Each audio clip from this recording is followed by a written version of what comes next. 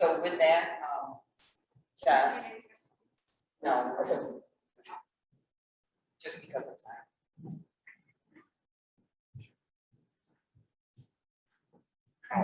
So I'll talk about trauma first. Like, what is it? Trauma is subjective. Trauma is any adverse experience that somebody finds so overwhelming they cannot cope, they cannot handle it. They do not know how to move on efficiently or effectively. Trauma is especially devastating for children because their brains are still in development, and not only that, they do not have the life experience to know how to maybe process it or to cope with it efficiently. So, talking about the brain, these are the 3 evolutionary states of the brain. So the brain stem evolved first. Every animal, even an ant, has a brain stem. It's all about survival, and we pick up sensory information in our environment, and it lets us know if we're safe or not safe. And then after that, we have the emotional state, which is the limbic system. And so really that's connected to memories and to emotions and to habits. Now what happens is if we're in fear, the brain stem will say, okay, there's something happening. And then just in like a split second, we recognize that we're afraid. So first we actually feel the fear in our bodies, and then we recognize that we're afraid in our limbic system. But finally, we have the prefrontal cortex, and that's the executive state. So that's the very last thing to evolve in the human brain, and barely any mammals have it.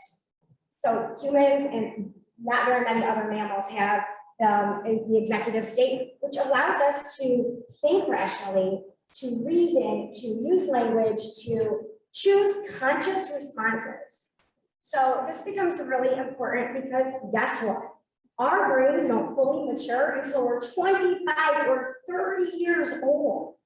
What happens with kids when they're feeling stressed out and afraid is they're reacting. And guess what? When we react because we're afraid, we're violent, we're mean, we say things we don't like, and we regret it later. So all this work that we're doing is helping kids recognize when they feel afraid, when they feel threatened, to notice it in their bodies, and then choose a response. And we'll get into that in just a minute. Thank you. So the brain stem, when it feels fear, when it senses it, we automatically go into fight, flight, or freeze. Oops, that's okay. And I meant to say, sorry, in the classroom, what that looks like, fight can look like being very confrontational or destroying property or being very argumentative. Flight can look like turning your back on an adult who's trying to work with you. It can look like running away. And freeze can look like hiding, or maybe even choosing to isolate yourself in when you're even at like recess or something. You just want to be alone. You're trying to like hide away. What happens, and we kind of talked about this already, is your body notices stress. So one of the things we want to do is we want to help kids be mindful when they're feeling stressed out, when they're feeling angry, overwhelmed, afraid. And the 2 most important, I think, for kids or anybody really to recognize is our heart beats faster and our breath is faster and less deep. So the parasympathetic nervous system is our system that controls us when we're calm. It's rest and digest. Everything is functioning normally, and our heart rate is usually less speedy, right? And our breaths are usually fuller. So we can use this to our advantage if kids know about it. And then when they can recognize that their hearts are beating fast, or they're taking really quick breaths because they're angry, say, hold on, I'm mindful of the fact that I'm getting worked up. So what can I do? And we're gonna talk about the tools in just a second. Thank you. Trauma-informed approaches are tools that do a bunch of things. They help us be compassionate to trauma survivors while still holding them accountable so that they can be productive citizens. We want to give them space. We want to honor their experiences and not deny and not say they're not important. You shouldn't care about that. we don't really have the right to do that. We don't know. Everybody's affected by trauma differently. It's subjective. So we want to honor how they feel, but then give them these tools, empower them to start to move past it because they can heal from it if they have coping mechanisms. Okay, it's really important to work with the whole child. Dr. Perry, who wrote, I don't know if y'all have read The Boy Who Was Raised as a Dog. So good. It's just very, all these stories by this psychiatrist that works with trauma kids, and then what he learns along the way. And he basically says that we cannot treat anybody like just the body or just the brain. If everything is connected, healthy kids are healthy in the brain and the body, and it stems from caring relationships. When people have caring relationships, they tend to be happier and healthier. And so we want to work on all this stuff with the kids through our trauma-informed practices. The first thing, and I'm going to refer you, and you don't have to go back in the slide, but when we talked about fast breathing. So when kids are mindful of that, they realize that they're breathing, or they realize they're feeling angry and they're breathing faster. We can say, okay, once you recognize it, let's take a star breath, S-T-A-R, for stop. That's your mindfulness. You're noticing you're getting worked up. Just take a deep breath. That's your inhale. And that's the pause between the inhale and the exhale. That's the part where we're going to slow the breathing down and then relax and release. So star breath is super important. It's the first breath I teach. I love it, and I think we teach like why we do each step when we teach it. The and is actually the most important part, because the and is the space between the inhale and the exhale. And between the inhale and the exhale, you can choose a response instead of just reacting. So somebody steps on your brand new shoes and there's mud all over them, and you're so mad because your brand new shoes. You can say, oh, I'm getting it, and take your star breath. And then you can choose a response like, hey, watch where you're going. You just stepped on my shoes. And you know what? It is okay to advocate for yourself. It's okay to say that. You didn't punch them. You didn't swear. You didn't say anything inappropriate. And you use your voice. Voice and choice are so important in helping trauma survivors and anybody really, but just validating that. So teaching them the right way to use their voice. Then the thin breath, I just want to go over real quick because Colin made me come up with a different breath for David.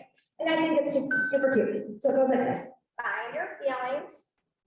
Inhale deeply. And then kind of swim away. Now let them go. So those are two that we do a lot. Thank you. And so we do yoga. And yoga really is, I love yoga because you're moving your bodies, and everything says that when you want to be healthier and happier, movement is really important.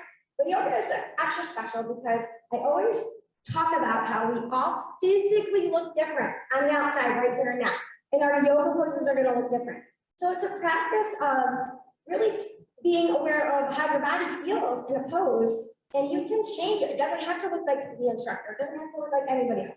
It's a feeling, and it helps promote self-awareness and self-management.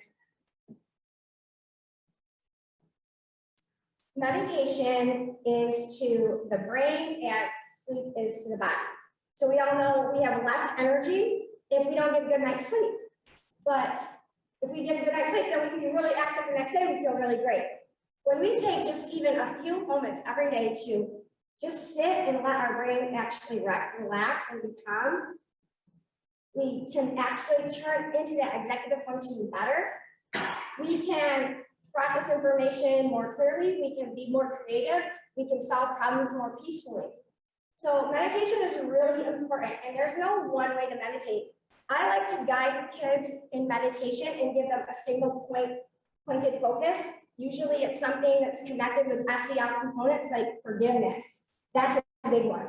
Kids need to learn how to let things go.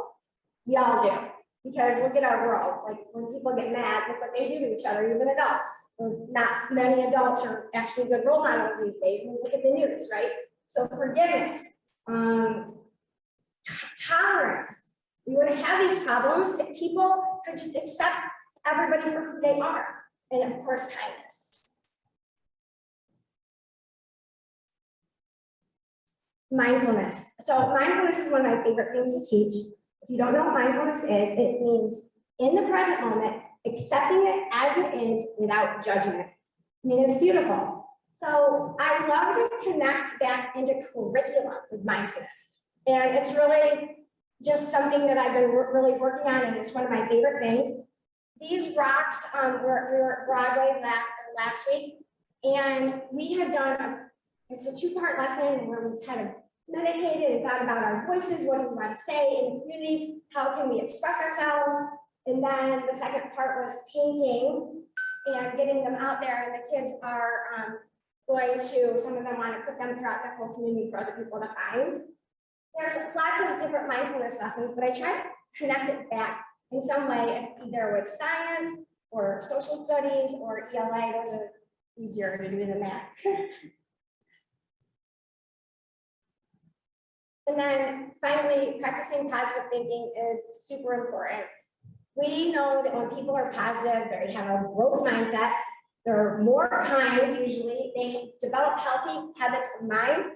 So these help with self-awareness as well, self-management as well. There's a little video, but I don't know, will it play, Josh? Yeah, it should. It might. So, next slide. There's a little video like, Oh, yeah, over oh, there it is. Sorry.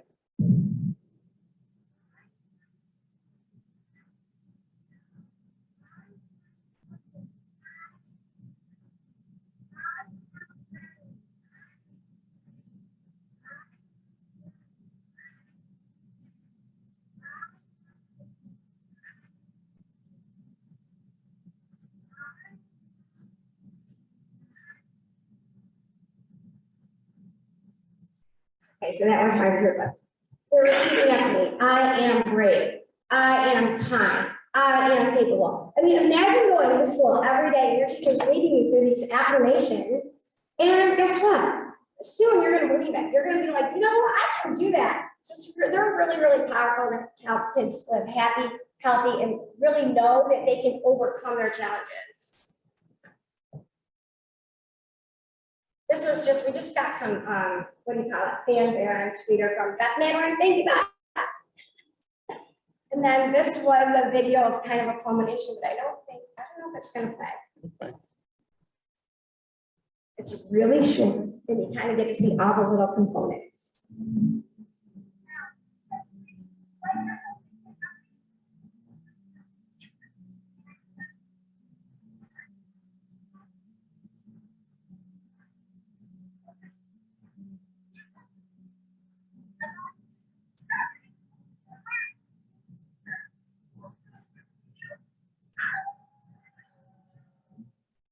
Or should I like to have fun? Thank you so much. We're going back to Jay. Thank you. Again, I want to thank Bobby and Lori and Jess